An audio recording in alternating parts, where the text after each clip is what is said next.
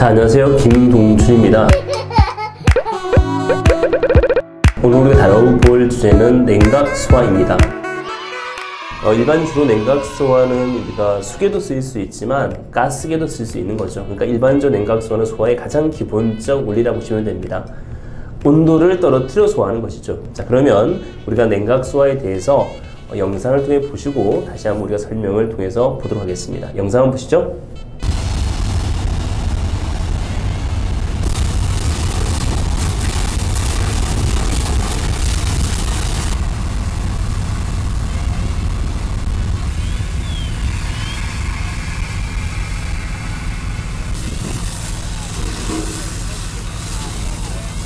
잘 보셨죠? 냉각수화를 쉽게 풀이하면 연소에 3요소가 있고요. 가연물, 산소 공급원, 점원 있죠. 4요소는 가연물, 산소 공급원, 점원 플러스 연쇄 반응이 있습니다. 이 중에서 점원의 온도를 낮추는 형태가 되는데요. 일반적으로 볼 때는 고체 가연물이라면 발화점 이하 낮추는 게 맞고요. 액체 가연물이라면 주로 인하점 이하 낮춘다 보시면 돼요. 그래서 일반적으로 체계는 발화점 이하 또는 인하점 이하 낮춘다는 것을 주로 냉각수로 할 수 있습니다. 우리 냉각수와 가장 밀접한 관계에 있는 것은 물, 강화액, CO2, 할로겐. 요즘에 할로겐이라는 말을 안 쓰고요. 할론, 그죠? 그 다음에 불활성 기체 및 할로겐 화합물소 약제, 포 이런 것이 있다라 보시면 됩니다. 결국은 점원 온도를 낮추는 냉각수화 방법은 첫 번째는 점원 유지 상태를 낮추는 거죠. 온도를 낮추어서 소화하는 형태가 냉각수화를 할 수 있고요. 두 번째는 결국 냉각수화를 함으로써 분해 생성물을 억제한다는 얘기죠. 가연성 가스가 나오는 것을 억제해서 소화한다. 이 억제하는 소화라는 의미에서 또 억제 소화를 생각할 수 있는데 냉각수화도 마찬가지로 온도를 낮추어서 가연성 가스를 억제한다 보시면 됩니다. 세 번째는 연소 반응 속도를 딜레이 시킨다, 지연시킨다는 의미가 있죠. 결국 온도가 떨어지기 때문에 연소 속도도 늦어질 수밖에 없다는 점이 됩니다. 마지막으로 네 번째는 아레니우스 방정식에 따라서 연소 속도가 빨라지면 온도도 빨라지겠죠. 즉 연소 속도, 온도는 밀접 관계가 있습니다. 그러니까 온도가 높아지면 연소 속도도 빨라지는 거기 때문에 온도를 떨어뜨리면 연소 속도도 늦어질 수밖에 없다는 이런 공식 원리가 아레니우스 방정식이라고 보시면 됩니다. 즉 냉각수화라는 것은 온도를 낮춤으로써 연소 속도를 늦춘다라고 보시면 됩니다.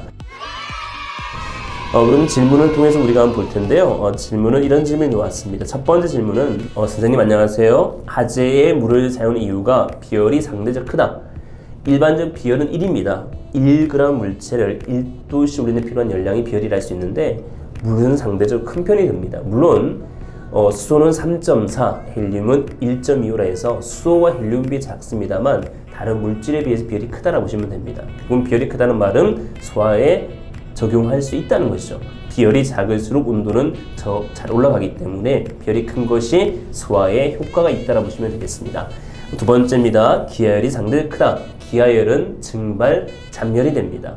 539 칼로리 퍼 그램 또는 539 킬로칼로리 퍼 킬로그램이 되기 때문에 상대적 크기 때문에 소화할 수 있는 거고요. 세 번째는 경제적이다. 쉽게 우리가 구할 수 있는 것이겠죠. 네 번째는 가연물이 발화점보다 B점이 낮아서 냉각에 쉽게 사용할 수 있다는 말인데 이 의미는 무슨 말이냐면 어떤 물질이든 간에 끓은 다음에 불이 붙겠죠. 그럼 끓기 전에 온도를 낮추면 불은 붙지 않는다는 거죠. 그러니까 온도를 떨어뜨리면 결국은 불이 붙지 않는다. 이런 형태이기 때문에 냉각수화를 쓸 수 있다는 것이죠. 그런데 우리가 식용유가 있습니다. 식용유 같은 경우는 발화점과 B점을 비교했을 때 B점이 더 높아요. 얘는 끓기 전에 불이 붙기 때문에 식용유 같은 경우는 상당히 문제가 되는 거여서 불이 잘 붙는다 보시면 됩니다. 그래서 재착각 우려가 있는 게 식용유를 할 수 있겠죠. 결국은 온도를 떨어뜨린다는 점에서는 발화점과 B점을 비교했을 때 일반적 물질이 그래요. B점이 있고 발화점이 있으면 B점에 비해서 발화점이 높은 거예요. 끓은 다음에 불이 붙기 때문에 이 온도를 끓는 전까지 낮춰버린다면 불은 나지 않는다, 냉각수화가 된다 이런 얘기가 될 수 있다라 보시면 됩니다. 자, 그러면 두 번째 질문입니다. 냉각수화에 대해 질문이 드는데요. 일반적으로 발화점이 아냐 인하점이 아냐 이게 사실은 혼용해 쓰고 있어요. 일반적인 제 생각 같은 경우는 발화점이야라고 얘기하고 싶은데 이게 액체 물질이라면 인하점 이하도 맞을 수 있기 때문에 지금 책마다 약간 혼용해 쓰고 있어요. 그래서 발화점 이하 또는 뭐다? 인하점 이하라 보시면 돼요. 문제상에 만약에 두 개 같이 나왔다라면 이 고체라면 발화점 이하, 액체라면 인하점 이하라고 생각하시면 좋겠습니다. 자, 그 다음에 마지막 세 번째 질문인데요. 자, 냉각수화에 대한 질문인데 책에 보면 가연성 물질 냉각 방법인데 점화원의 열을 점원 유지 상도 이하로 한다. 결국은 점화원이랑 불이 붙을 수 있는 최소 점화 에너지인 그 에너지 이하로 하면 결국은 불이 꺼진다 이런 얘기가 됩니다. 결국은 보면 우리가 라이터를 가지고 불을 붙이는 거 있죠. 그 온도를 낮추면 불이 꺼진다라고 보시면 됩니다. 이해할 수 있겠죠. 그러니까 결국 불을 붙이기 위해서 점화원이 필요하겠죠. 이 점화원 온도, 불이 붙은 온도를 낮추면 결국 불이 붙지 않기 때문에 냉각수화라고 의미하면 되겠다라고 보시면 됩니다. 자, 그럼 문제를 한 통에 풀어보겠습니다. 문제 1번부터 풀어볼 텐데 이 수화는 사실은 있죠. 복합적으로 발생됩니다. 냉각도 있고 질식도 있고 희석도 있고 부촉물도 있고 방진수화도 있어요. 일반적 수화 원리는 연소의 삼요소의 한계를 없애면 수화가 되는데 가염을 없애는 게 제거수화, 점원을 없애는 게 냉각수화, 산소를 없애는 게 질식수화가 되는 거고요. 플러스 알파에 보는 것이 이제 연쇄 반응 없애는 게 부촉매가 되는 거죠. 이게 기본적 수화가 되는 거고 그 이어서 보는 게 방진수화, 3종 분말 같은 거, 타격수화, 물방울을 크게 해서 봉상을 뿌리는 것, 그 다음에 피복수화, CO2 같은 거 덮어서 그는 거, 그 다음에 유화수화, 에멀전, 중류에 물 무상 뿌려서 수화하는 형태 등등이 나올 수 있는데요. 일반적 수화는 복합적 발생되기 때문에 가장 큰 것을 찾으면 좋다라고 보시면 되겠습니다. 1번 부분인데 식용유에 불이 붙어 있는 식용유를 부어 껐다라면 일반적 식용유라는 것은 사실은 비수용성입니다.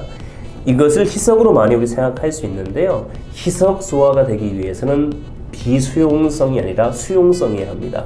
두 번째는 다른 물질이어야 되기 때문에 이건 희석이 될 수 없는 거죠. 부촉매가 되기 위해서는 연쇄 반응을 차단한다는 말이 나와야 되겠고요. 질식은 산소를 줄인다는 말이 나와야 됩니다. 그래서 답은 냉각밖에 없다라고 보시면 됩니다. 2번 부분 보겠습니다. 2011년 부산 문제인데요. 냉각수화에 대한 설명으로 가장 틀린 건 나와 있는데 봉상주수는 냉각수화 효과가 있는 주수 방식이다. 물을 뿌리는 방식이 맞습니다. 얘를 흡수하여서 2번도 맞아요. 결국은 온도가 떨어지기 때문에 연소 생성물을 억제하겠죠. 3번은 냉각수화나 화학적 수화다. 일반적으로 우리가 가연물을 없앤다든지 제거, 산소를 줄인다든지 질식, 점원을 떨어뜨리는 냉각수화는 농도를 떨어뜨려 수화하기 때문에 이런 수화를 물리적 수화를 합니다. 그럼 화학적 수화라는 것은 뭐냐면 일반적인 농도와 관련이 없는 수화예요. 예를 들면 부촉매 같은 것을 화학적 수화를 하기 때문에 이 답은 3번이 됩니다. 냉각수화는 물리적 수화가 되겠죠. 또한 4번 보면 인하점 이하 에너지 상태로 만들기 위한 것이 되겠죠. 우리가 냉각수화는 우리가 개념을 이해했다라면 일반적으로 우리가 냉각, 질식, 제거, 소화 파트의 문제가 반드시 나올 수가 있는데 이렇게 생각하면 됩니다. 쉽게 생각해 보시면 수화는 복합적으로 발생될 수 있다. 그러나 가장 큰 효과를 찾는 게임이다. 이렇게 보시면 됩니다. 그래서 수화가 나오게 되면 가장 큰 효과가 무엇일까 라고 생각하시고 문제를 풀면 우리가 쉽게 이해할 수 있습니다. 그래서 지금까지 수화 중에서 냉각수화를 배워봤고요. 혹시 모르는 것이 있으면 언제든지 김동준 소방 방재 아카데미에 질문하시면 빠른 시일 내에 답변하도록 하겠습니다. 지금까지 김동준이었고요. 앞으로도 언제든지 여러분을 응원하겠습니다. 화이팅! 감사합니다.